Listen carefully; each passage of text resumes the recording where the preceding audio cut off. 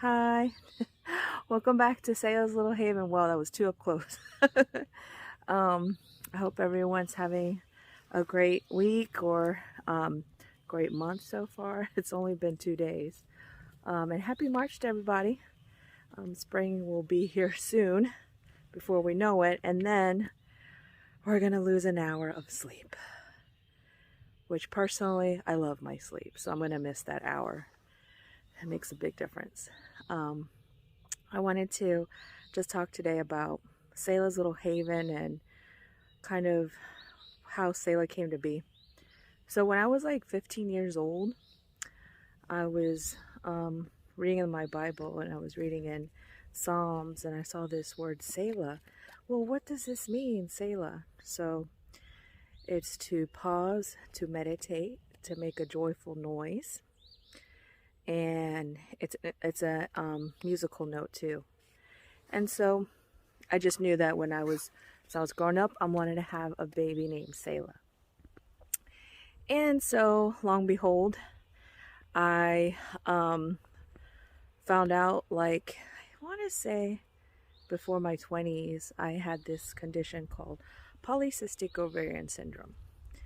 And so with this, it's kind of hard for women who have it to conceive right away. And that was on my mind heavily when the doctor told me.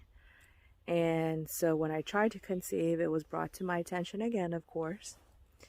And basically the doctor said, we'll try to actually have you conceive within a year. And if you can't conceive within a year, you might do in vitro fertilization. Well, that didn't sit well with me in my spirit. First of all, on that day we went to the doctor's, it was raining, okay, like cats and dogs, it was raining. And I was like, okay, Lord, let's see what, the doctor has to say. And so when she told me that, like this just heaviness came on my chest. And I just couldn't accept it that, I might have to go down this route. And for those that had to go down this route, I can completely understand the decision you had to make, or what was, for you to have a child to make it happen. So it's nothing against, of course, folks that were placed in that position. And so I remember it was raining still, and I just was not happy. I just started praying. I remember the car that I had a blue Rogue 4-door sedan, praying in the passenger seat and literally asking God, I believe that you made the doctors. I believe that you provide intelligence to them. But most importantly, you're the doctor above all. You will give this child to me naturally. And I repeated it more than once, and I just felt this warm sensation in my body. And I knew what that was. That was the Holy Spirit. And so we'll get into that, what Holy Spirit means, a few videos on. But for now, I just knew that the Lord heard me. And I was crying, and I just started speaking in tongue and just acknowledging his presence there in the car, in the rain. And it was just a sad day. But when I started praying, let me tell you, I just knew I had confidence that I will have this child naturally. And so guess what? 9 months later, I did. And it didn't take me too long to get pregnant. It took me about a month after I was told that I might need to do the in vitro route.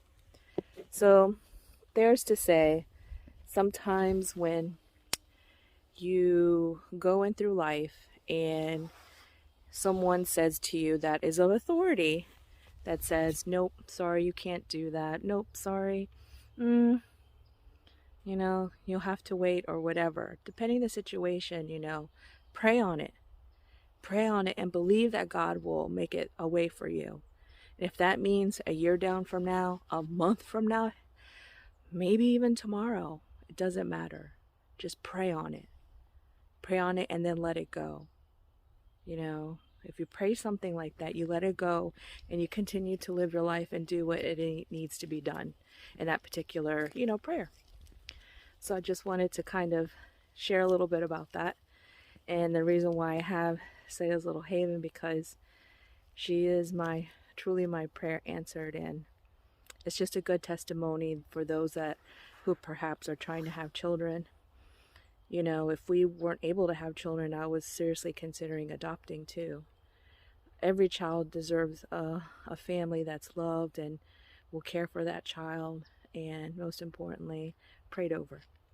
So I hope that everyone has a great rest of their day. And until next time, bye. Bye for now.